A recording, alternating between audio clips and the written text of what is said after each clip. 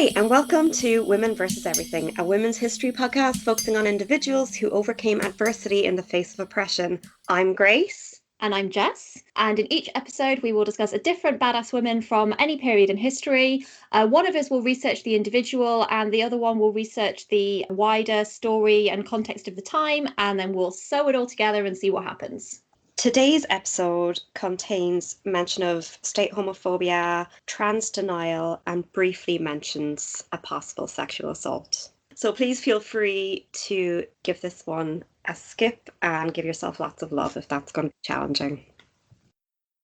So, I think I could say a few words about Greg, it's so funny because it's like Greg is the first person going to listen to this. Yeah, we love Greg. Is Greg a feminist? Absolutely. We love Greg. Greg, I know Greg from the Oxford Drag Collective, and I've worked with him as a co-performer, as a producer, as a teaching me how to do drag-related makeup, as a teaching me how to do, cutting and sewing together my own bits of audio. And he's a great professional, and he's also easy on the eye, which is very important. And always helps. Absolutely. He's just super fun, and he's on, you can find him on Instagram, the name Fusique Amy, so EFFUSIQUEAIME with a fada E. Yeah, so he's great. Just to clarify, hi, I am Greg. I edit the audio of this podcast. Jess and Grace forgot to say this. Back to the two of you for the rest of the podcast. Really, this whole podcast really this is just an excuse for me to not work on my PhD. Which in turn, my PhD is just the greatest act of procrastination that I've ever employed to not work on my novel for 6 years. Oh my god, so you're in some sort of procrastination matrix. Yeah, exactly. It's like so many layers of procrastination going on right now. But that's fine, Hashtag academic life, am I right? The P in PhD stands for procrastination. Oh my god, yes. Speaking of procrastination and fear of failure and fucking being a creative person who doesn't actually ever create because I create my own anxiety. Mood. So I've been working with a business mentor as a part of this program called mentorher.ie. So I've been making this website, and I'm like, well, I want it to be about all my creative processes and my art and my this and my that. And she's helped me actually pare it down to I'm going to solely focus on my research project, which I've spoken to you about before, Jess, but just for the listeners out there, or the one listener, probably Greg. Yeah, I've been doing a research project about emotional abuse in polyamory, and I interviewed 4 women, and I'm doing a thematic analysis of that right now. It looks like I'll have the first story ready to kind of go live and actually launch this website I've been working on and everything in the next few weeks. I should probably give myself a deadline. It's weird how much comfort those layers of having lots of things to do and no clear direction were actually giving me. I feel naked now being this is the thing I'm doing and I'm gonna just make it happen. Right. It's really hard working on just one thing and focusing on just one thing, even though I think that project is so cool. I think it's so important, and I'm really looking forward to reading all of the stuff when it comes out. I'm sure a lot of it is super, super upsetting as well, but I'm really glad that someone is talking about it and that someone is telling those stories. I think that's just so important. Yeah, I think it's journeying into the darkness and reading some difficult things in order to shed more light on it and be hey, here's some resources that are actually meaningful. Here's some data that is based on the reality of the situation. Here is advice that has come from women who've been in the same situation as you. So, it is ultimately, I want it to be something that inspires people and helps people. So I'm oh my God, it's so important. I really need to do it. Yeah. And you will be amazing, because you are amazing. Thanks. So Jess, your PhD is also on quite a juicy topic, which is the hashtag #MeToo and violence in modern literature? Yeah, so my working title is The Fictions of #MeToo. And yeah, I'm literally just exploring ways that sexual violence and gender-based violence have been covered in contemporary fiction by women specifically, and kind of how that has shifted over the last few years, and how maybe the stuff that we're seeing come through now is different to what we might have seen 10 or 15 or 20 years ago. And it's a sort of critical creative mashup project. That's the very academic technical term.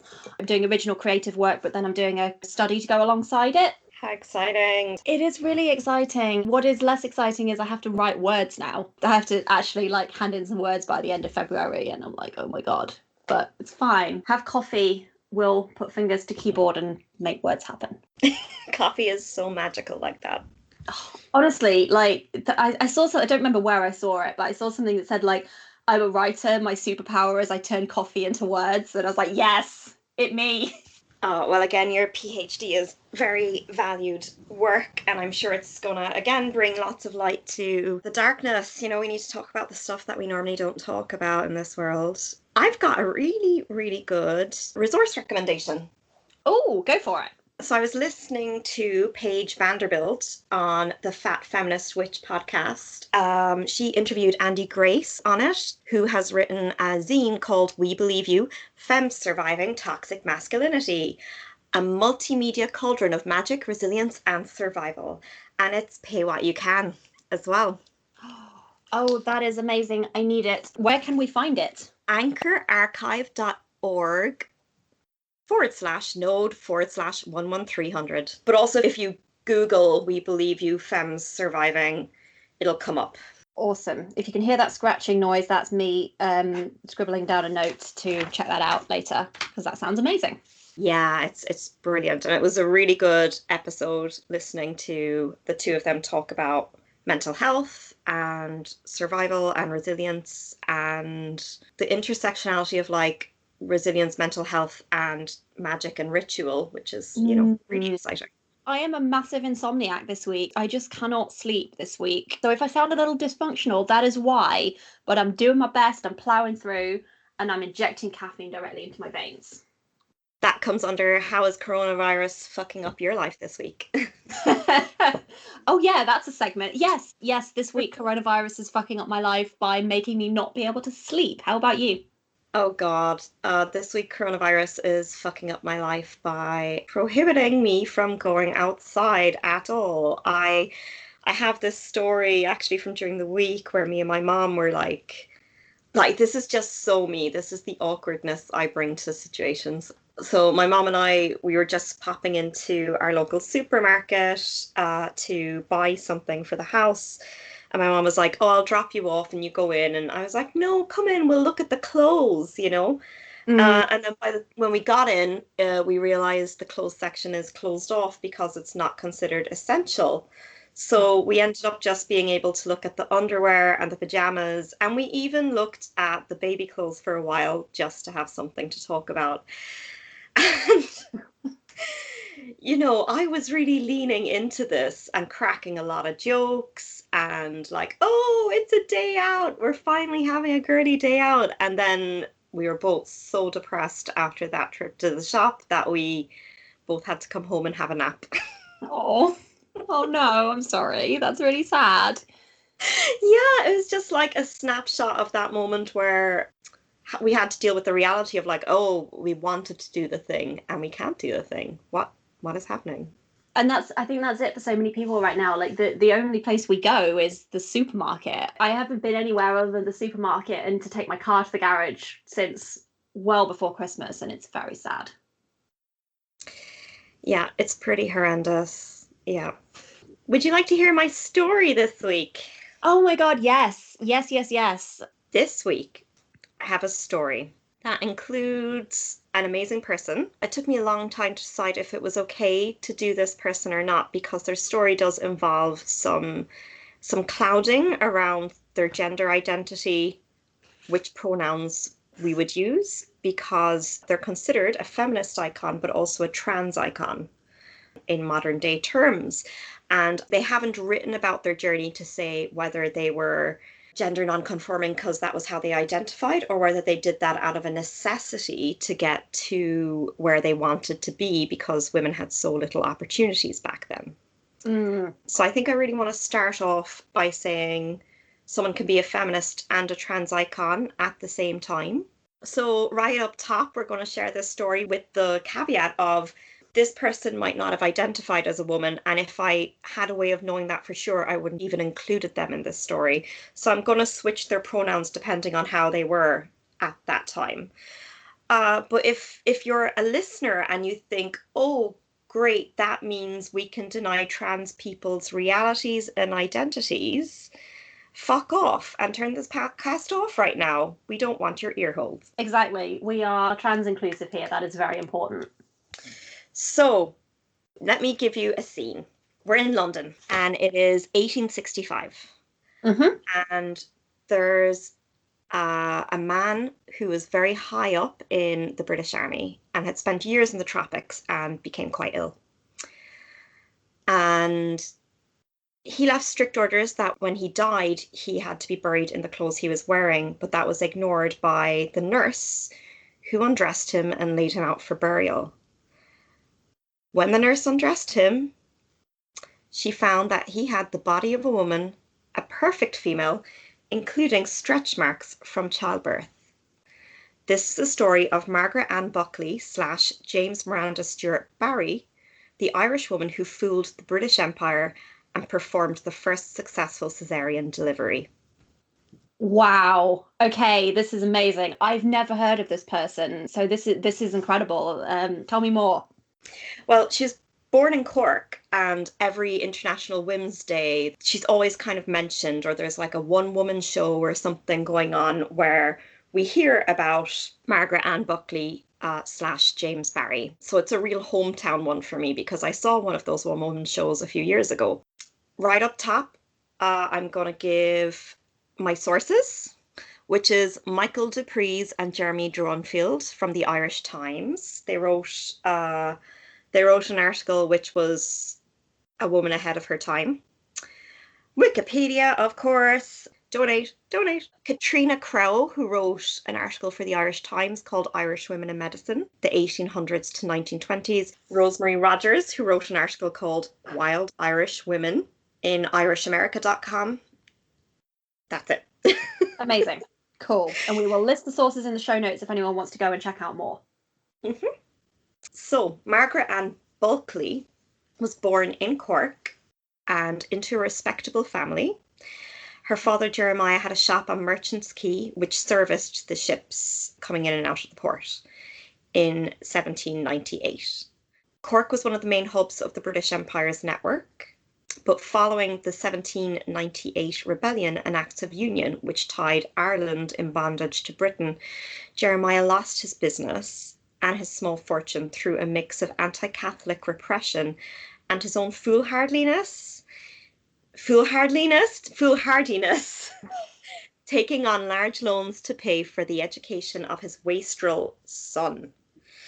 So I don't know if you've got any notes about what kind of environment Cork was back then, if this was a typical story. Yeah, so what I kind of found out when I was looking into this was obviously that sort of period was really when the British Empire was probably at the height of its powers, I suppose, and Cork had grown massively in the 17th and 18th century. So it went from about 20,000 people in the late 1600s to about 80,000 in the late 1700s. But there was a really big divide. So in some ways, there was a big economic boom. Lots of industries were thriving, largely thanks to exports of various products. But also there was a massive amount of poverty and inequality at the time, food shortages, all of that sort of thing. So, yeah, it sounds like there was a lot of people who were struggling at that time and who went through experiences like he did as a result of those things.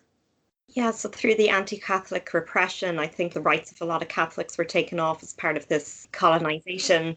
Their businesses would have been either shunned or destroyed.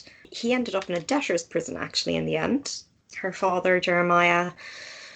So even when James Barry was Margaret Ann Bulkley, she would announce to anyone within earshot, Were I not a girl, I would be a soldier. She was brighter than her brother and had been brought up with middle-class expectations. So she was suddenly then thrown into poverty through that movement. Mm. Do you have any information about what it was like to be, what the prospects were for a woman in that case? I mean, I think there were very few options for women at that time. When you say kind of middle class expectations, I'm curious what that would have looked like. I presume that would have meant going on to marry a respectable man and have her own children and be a homemaker, presumably. Yeah, quite probably. So instead, once her dad ended up in debtor's prison, she went to the UK with her mum and stayed with an uncle called James Barry, who was an eccentric, wealthy painter. Oh, And interesting. So that's whose name yeah, she took. absolutely. When he passed away, she remained friendly with one of his many intellectual, devout feminist friends called General Francisco de Miranda, who was an exiled Venezuelan revolutionary. But James Barry's quite forward-thinking friends were really impressed and charmed by Margaret's intellect and capacity. So when her uncle passed away and she was left with this inheritance, he conspired with her to study medicine and be a surgeon and then join the Venezuelan fight for revolution because Venezuela was being colonized by the Spanish at the time. Mm. So they all supported her, including her mother, to disguise as a man and head to the University of Edinburgh. And she took her uncle's name, James Barry, to Ah, study. so presumably women couldn't go and study medicine at that time. No.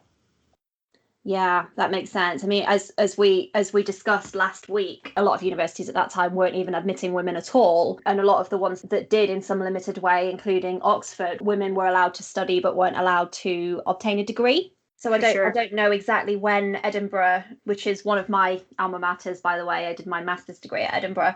I don't know when they opened up to women, but I'm not at all surprised that in the, you said 1809 it was?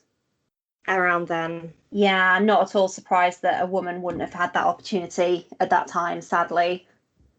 Well, the first Irish female doctor was Emily Winifred Dixon, and she didn't graduate from the Royal College of Surgeons until 1892, and James Barry died in 1865. Wow. So they didn't even live long enough to see the first person achieve that as a woman. So yeah, James Barry didn't even live long enough to see the first Irish female doctor. That's really sad. Let's sidebar to talk about how much we love Edinburgh. I love Edinburgh so much. It's such a great place. Me too. If you're listening to this and you're anywhere in the world, book a trip to Edinburgh. It is just so beautiful. Oh, it is magical. I never lived there when I was studying there. I was always long distance, but obviously I went up a few times. Then I had my graduation there, and it's just such a wonderful city. I just love it, and I really want to go back when the aforementioned plague is over. I have a friend who did a master's in Edinburgh for 3 years, and I swear to God, every time she turned around, I was just standing at her doorstep with a suitcase, like, "Hi, I'm visiting. I'm on holidays now. I'm on holidays now. Can I live here?" Hi, I live here now.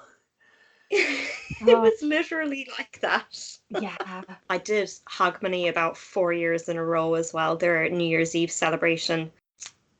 But anyway, I don't think James Barry quite had that experience in Edinburgh that we're talking about. Studying as a doctor there was quite harrowing. There was 16 hours a day of lectures, studying, practical classes and ward experience, as well as grisly dissections in insanitary conditions, all in a quite overwhelmingly masculine environment. Mm. Which, I mean, sounds a lot like working for the Daily Mail today, so... Yeah, I mean, fair. Sounds like it. So James Barry had short stature, a fair complexion, and it was passed off by a lot of people presumed maybe he was like a really young, gifted person who was able to come to university really young. So every day on top of these 16-hour days, he had to tape his boobs down and wear these massively heavy coats. Oh my goodness. And he never changed out of his clothes with someone else in the room. So on top of everything else, he had this mental labor of maintaining how he looked. What was Edinburgh like in those days? I mean, I've done a lot of the Edinburgh ghost tours where they talk about how smelly it was because there was no working sanitation. Oh, yeah, that's interesting. So it was around this time, the kind of early 1800s, that Edinburgh was growing quite fast. Various sort of traditional industries were growing, including printing, brewing, distilling, and they were joined by industries like rubber, engineering, pharmaceuticals. And it was just a little bit later, it was around 1821 that Edinburgh overtook Glasgow and became the largest city in Scotland.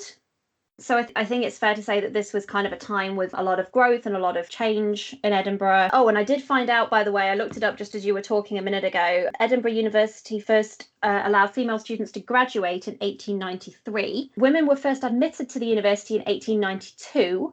But the classes that they'd already attended were deemed to count towards their degree when a year later women were allowed to graduate. So again, Margaret/James would have not even lived to see the first woman to go to that university as a woman.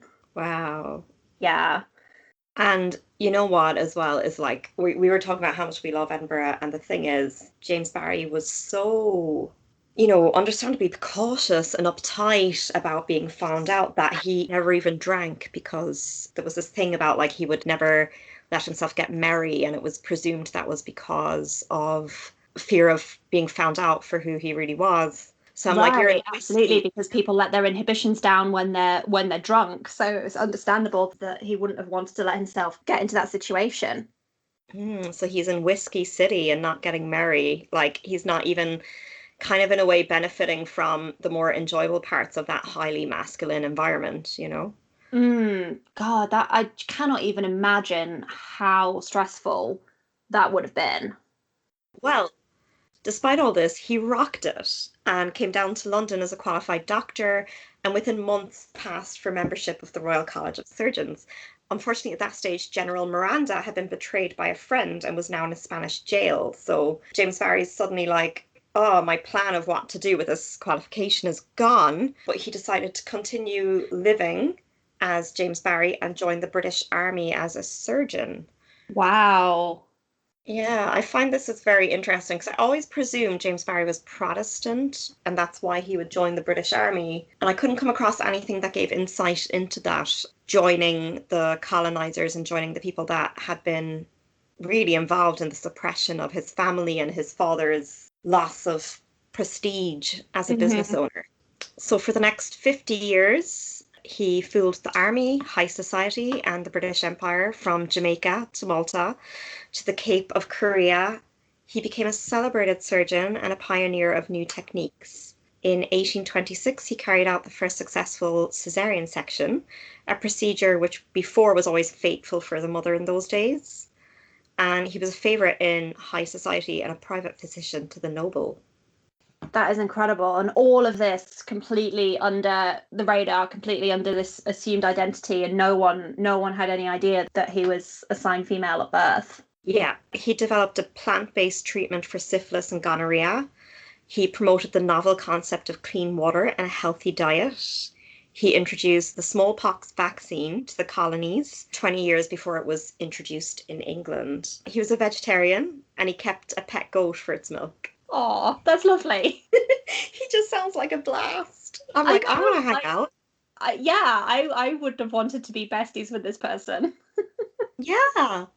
And he was just quite a revolutionary. He was always at odds with his superiors, so he raged at them about unsanitary hospital conditions.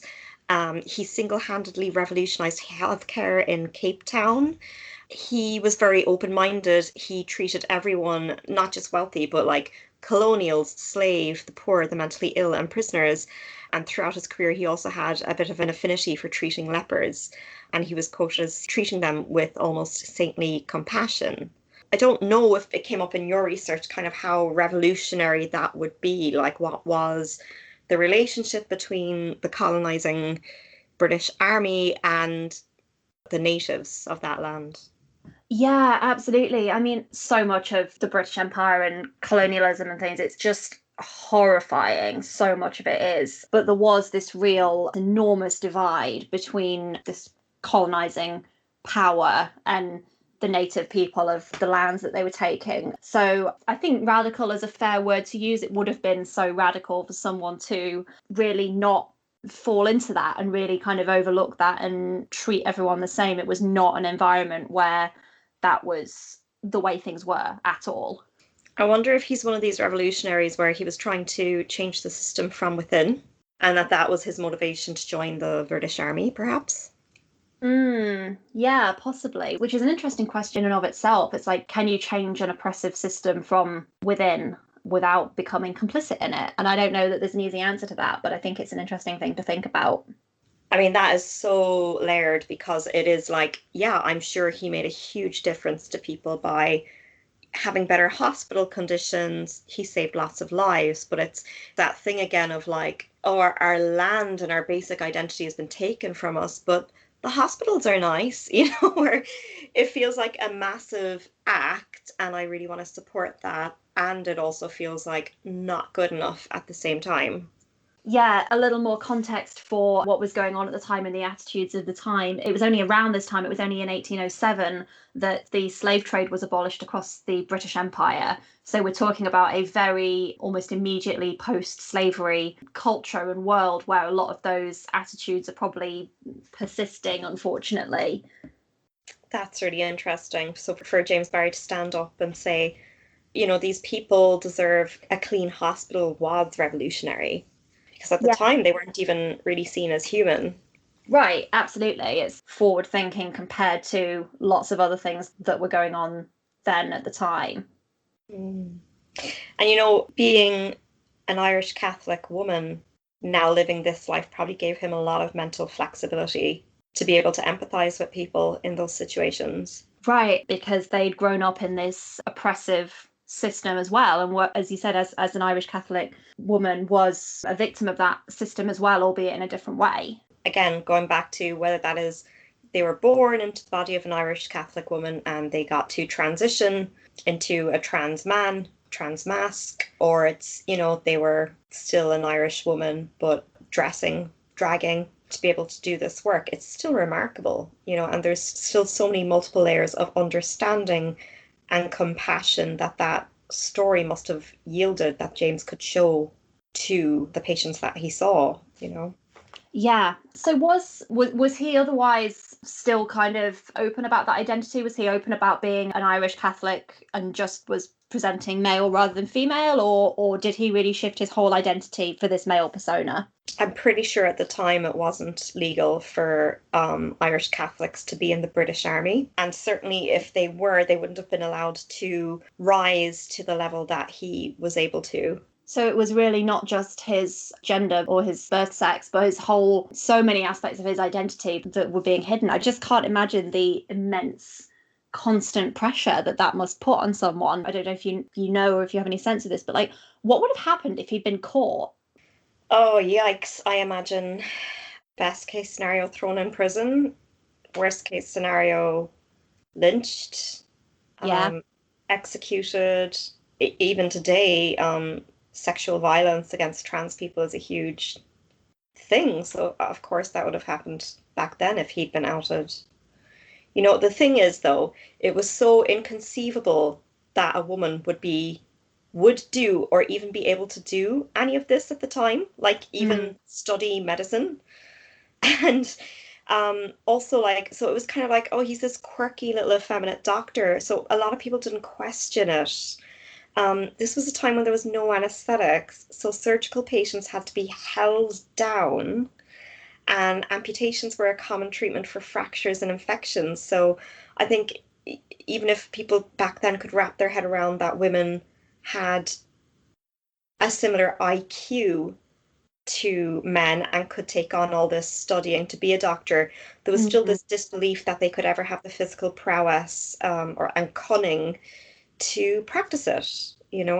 Right, absolutely. And there's probably also this assumption that women were fragile and squeamish and would just not be able to handle that sort of thing. So it's almost like, I suppose, in a strange way, he managed to not get outed because it would have just been unimaginable to many people at the time that a woman could possibly do these things. Absolutely. So interesting. Yeah, we have some evidence that the mental strain did take its toll on James. He was notorious for his temper, intolerance of contrary opinions, and he had quite a violent response when his disguise seemed under threat. On one occasion, he slashed a fellow officer across the face with a riding crop for remarking on his effeminate appearance. Oh, On wow. another, he fought. I mean, I can't emphasize how much I want to hang around with James. On another, he fought a duel in which he was wounded in the thigh and his opponent was hit square in the forehead by James's bullet but was saved by the peak of his hat. Oh, wow. That's amazing. I mean, that was it seems like dueling was one of the kind of I don't know how much of this has just been overrepresented in media, but it seems like it was one of those fairly common methods of conflict resolution in that kind of military context in those days. Absolutely. I mean, I just watched Hamilton for the first time the other night and I was just like, stop dueling. Yes. Oh my God. So Okay, we have to easily. go on a total aside here. What did you think of it? Oh, it was amazing. So good. Oh Right? my. I just think all government difficulties and all government arguments should be settled by rap battle. Oh, 100%. It would solve so much. I mean, it would at least weed out the incredibly stupid people we have in current governments. I'm not sure Boris Johnson even knows how to rhyme. So the other wondering I have is maybe as a way to like really mask their birth gender, if James Barry also ended up kind of embracing or being corrupted a bit by toxic masculinity. Because he also had, and again, it must be so complex for him, but he also, across his work, ended up working near or alongside Florence Nightingale, who I'm sure we'll cover in an episode. Oh, wow. Okay, interesting. And they hated each other. Really? Why? On what basis? So Nightingale wrote about James Barry, I never had such a blackguard rating in all my life. I who have had more than any woman. Then from this Barry, sitting on his horse while I was crossing the hospital square with only my cap on in the sun, he kept me standing in the midst of a crowd of soldiers, commiserate, whatever that word is, servant, camp followers, etc., every one of whom behaved like a gentleman during the scolding I received, while he behaved like a brute. After he was dead, I was told Barry was a woman. I should say that Barry was the most hardened creature I ever met. Wow. Wow. She wrote that after he died. So she wrote that with the context of knowing. Yes, and that he passed away. So they did have this one quite huge argument, and I think it was around something to do with her hat, and maybe she wasn't wearing the correct uniform. But it seems consistent that the story is that he quite like went off on one and verbally berated her over something that wasn't actually that big a deal. Regardless, so presuming Barry is a trans man, then it was still Florence Nightingale got a lot of attention and praise heaped on her for implementing hygiene and sanitation measures, which James Barry had actually been practicing for years in obscurity. I think what you said about almost kind of taking on that toxic masculinity as a result of living that identity, I think that's really interesting. And it sounds as though possibly it was that, and possibly they ended up being a bit that way just because the sheer constant stress and pressure of living that life. It's there's so many layers to it. It's so interesting. Exactly, and there's so much unknown, and that's why, it's really I published, should I talk about James Barry on a podcast called Women versus Everything? What do you think, on a Cork trans group site, and I spoke to a trans friend about it, and I also spoke to a feminist friend about it, and I was like, oh, should I not do this? But it's either way, this story is remarkable, whether it's the first person who was born a woman that got to do the best they could in transitioning to a trans man at that time or a man at that time. It's an amazing story, and it deserves to be told on any platform, quite frankly. Um, but there is a lot more literature that refers to James Barry as Margaret. But again, I think that's, mainstream ignoring of trans identities. Yeah, absolutely. I think it's important to acknowledge that either is a possibility, and also, I mean, I'm scrolling through. I've just scrolled through their Wikipedia page, and there's some people have had the theory that maybe they were intersex. That's been disbarred. That's been Debunked.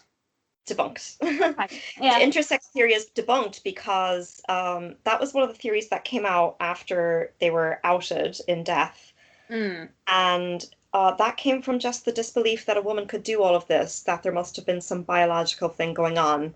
Oh wow. That So there was never any real evidence for that. Okay. So either way, whether they were a woman who was pretending to be male by necessity or a trans man, I think it's important to acknowledge that we don't know, but as you said, either way, the story is just incredible. Worst case scenario, we're doing an episode on a podcast called Women versus Everything about a man. Yeah, I think that's fine. So Barry had by his side for 50 years a West Indian manservant called John Danson, and he supervised the makeover. He never saw James Barry naked, but he would help James Barry obscure his curves through strategically placed padding. Oh, And James Barry also had 3-inch shoe lifts. And this manservant, John Danson, also managed the time, so set aside extra time for primping. he knew then. Yeah. Yeah, So wow. and the other person who possibly knew was Lord Charles Somerset. So in Cape Town, there was gossip that James Barry was having an unnatural affair with the colony's governor, Lord Charles Somerset. Mm. Barry referred to him as my almost only friend. There was vulgar posters and graffiti saying that the governor was buggering Dr. Barry or referring to the doctor as his little wife. Oh And wow. Oh my rumors, goodness. so the rumors of a homosexual relationship between them kind of intensified when Barry even moved into Dr. Somerset's estate. And Lord Charles Somerset had monetarily and politically backed James Barry's medical reforms. So he must have been quite a cool and forward-thinking person as well.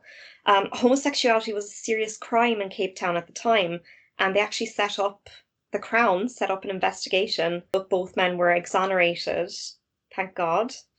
But afterwards, the doctor left Cape Town, likely heartbroken. Oh wow. That's so sad because presumably, I mean, obviously, if presumably it sounds like this person would have known that they were female, and wow, what a situation to be in. It's like you can't be honest about who you are, but also that means that you have this whole investigation after you. Wow, that's intense. So, as mentioned at the start, there is evidence Dr. James Barry gave birth to a child, and it's unclear as to whether it was as a result of this affair that it was Lord Charles Somerset's child, Or there's been some suggestion that in her early teens she was raped by an uncle, and that was another reason why they left Cork and went to London. Oh wow, that's really sad. A heartbreaking story. Yeah. Heartbreaking. So do we know what happened to their child? No. No. Not that I could find, unfortunately. Yeah, wow, that's really sad. Either way, really, but particularly upsetting to think that maybe they were assaulted. Yes, so like on top of everything else, I mean, this is a story of someone who's had a pretty hard and tragic life, Yeah. and still accomplished so much in a time when women were not believed to be strong. Yeah, Or anyone born a woman, anyone with any feminine biology was not believed to be strong, and here James Barry is just like shutting shit down. Yeah, just doing all of these amazing things, and while living under this immense secrecy. Wow, just amazing. Yeah, so James Barry, he was sent to Canada, which would have been quite a brutal post for someone who was, more advanced in age back then. And he retired from there and went to London. Okay. Where the nurse discovered the truth about his sex. And at first she tried to blackmail the army. But when that failed, she made the news public. And this was after their death. Yeah, so they died of dysentery. Okay. He died of dysentery. So at first, she tried to blackmail the army, and then when that failed, she made the news public, and it was reported in Dublin in the Saunders newsletter, and then spread across Britain and the Empire. And that's the story of Dr. James Barry, and feminist and trans icon, a person far before their time. And thanks to James Barry, we've got all these amazing medical revelations to do with sanitation and to do with the cesarean section. It's amazing to think how many people, at the time and since, how many lives he must have saved. Yeah, absolutely. And I think how, are in Ireland, feminist icons are not, I'm going to say it, they're not very mainstream. They're not very, pretty much like everywhere else in the world. They're not celebrated or known about, or, you would be able to name someone who had a massive influence on the country who was female easily. The average person wouldn't be able to do that. And I think for Dr. James Barry, even more so because of, they're carrying a double level of shame. Well, they're carrying multiple levels of shame in the fact that, they were possibly sexually assaulted. They were a woman. They were, they were possibly trans. They worked in the British Army. It's a bit of uncomfortable history. Yeah, very much so. So after this all came out, and it sounds like this nurse essentially releases information, and it sounds like it got spread around really, really fast. What happened kind of in the aftermath? Were there attempts to sort of suppress this information, or to say that it wasn't really true, or was it sort of widely accepted? I think it was. I don't actually have that information, but I think it was accepted. I think there was an investigation, and there was a few other people saw the body. Yeah, that's interesting. And again, it's quite it's sad in a way, because it sounds like that was their last. It sounds like that was their kind of one wish, and their one instruction was that they wouldn't that wouldn't happen, and obviously it did. So that sort of feels like another level of violation in a way.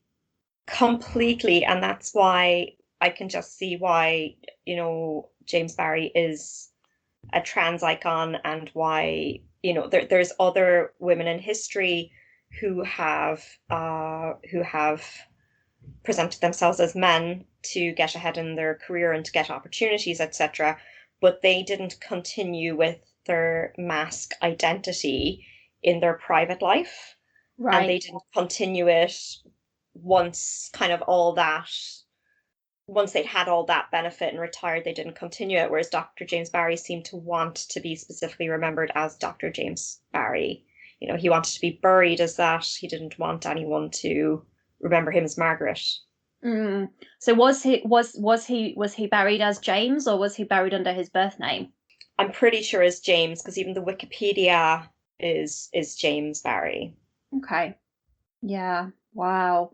That is an amazing story. I love that so much. That's incredible. It's been amazing. It's got a bit of everything in it.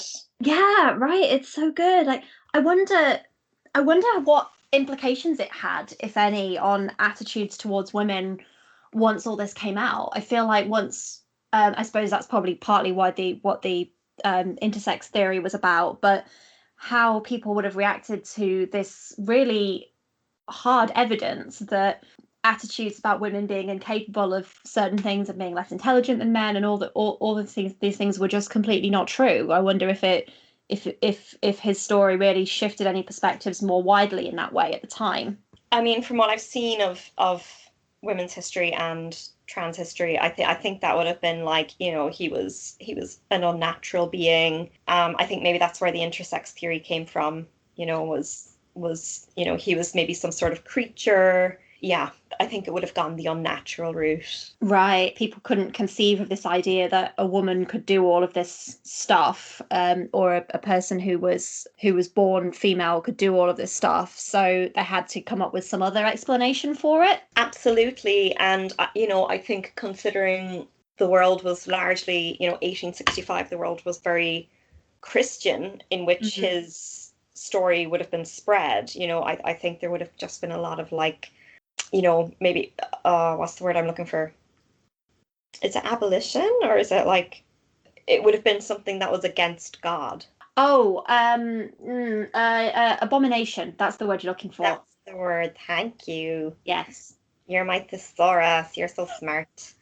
Um, Oh my God, that's human thesaurus. That's a t-shirt for the store.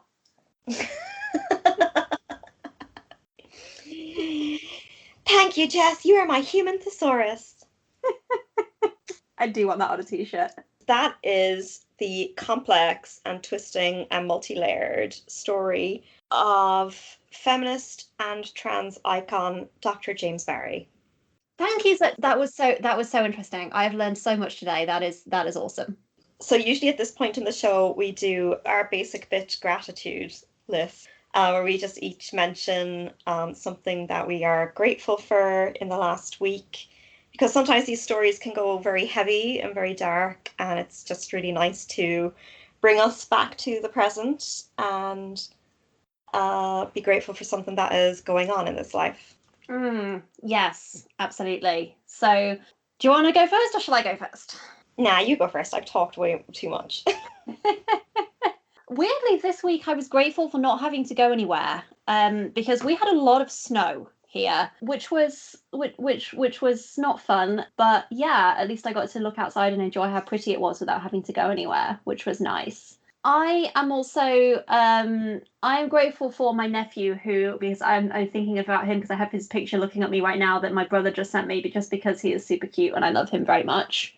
And I'm grateful for books this week. I've been reading a lot, just for pleasure, for escapism, not even for my PhD, just like for fun, and I'm really enjoying that at the moment. So I am grateful for escapism. Woo, I love it. So what about you? What are some things that you are thankful for this week? I think my main thing is it's something that happened today. I had an old friend that like I used to be like super best friends with. We went on holidays together and everything. But you know, I'm 3.5 years sober, and sometimes something that happens when you get sober is that your friendship circles really change. Because maybe there was a lot of friendships that were being supported by heavy drinking together, and that might have been the main activity you did. And yeah, this was one of the friendships that it was already teetering, and when I went sober, it just kind of dissolved away. And you know, in a way that I still loved this person and they were out there, and that's all right. But they actually reactivated their Facebook to find me. Oh wow, that's lovely. Yeah, to tell me that like they're just like, oh, I've written to your previous addresses, which is like, good luck. I move around a lot. Yeah, they I have not lived reactivated there their in many years. absolutely. So they reactivated their Facebook to say, oh, I want to come off Facebook, but I really don't want to lose touch. And yeah, we had some nice texting, and we're going to Skype on Sunday. Yay! Oh, that's so lovely. Yay. Oh, that I love reconnecting with old friends. And at least now, in this weird lockdown life, at least technology allows us to do that. So yay, that is great. And yay for you on 3 years of sobriety. That's also amazing. Ugh. It's difficult to be sober in a pandemic. Yeah, I can imagine it is. Absolutely. I think it was one thing that the minute this pandemic started, I was like, I am so grateful I am not withdrawing from any substances on top of this, because the excuse to be at home for 3 months at a time doing nothing, that would have only gone one direction with me when I was still drinking. Yeah. Yeah. And it's just like, oh, I'm not stuck at home on my own, unable to get to my supports and everything. Yeah, detoxing. Yeah, Mm. yeah. It's a good time to be grateful this pandemic. I Yeah. say, clenching my teeth. We take the little joys and the little wins when we can get them. Absolutely. And also, just generally, not just this week, but just generally, I am grateful for vaccines. Woo! I have not had my COVID vaccine yet. I probably won't get one for many months. But some of the older people in my family are starting to get it, and some of the people in my family who work in healthcare are starting to get it. So we're starting to see it happening, which is also a very good thing. Oh, I can't wait to get it. Give me 5 vaccines in my face. Stick that vaccine in me right now. Let's do it. Yes. So when we've had this show live for a little bit longer, we are going to be, this is where we will do a segment that we're calling Hometown Heroine. So we want to hear about awesome women in your hometown, or people that you know, or people in your community who are doing awesome things, awesome feminist things, in whatever way, on a kind of local scale, things that people might not hear about otherwise. We just really want to celebrate those people. So drop us a line, let us know. We are womenvseverything@gmail.com. Yes, and put in the subject line hometown heroines. Yes, and then we will see that. We are also WV Everything Pod on Twitter and at Women vs Everything on Instagram. So you can always follow us on those platforms and get in touch there as well to tell us about the badass women that we should know about. Absolutely. And remember, until the next time we see you or hear you or invade your ear holes, remember to love women, hate colonization, and take your vaccines. Yes, all of this stuff. Bye. Bye. Oh, please edit out my sneeze. Yeah, it's pretty horrendous. Yeah. Greg, fix it.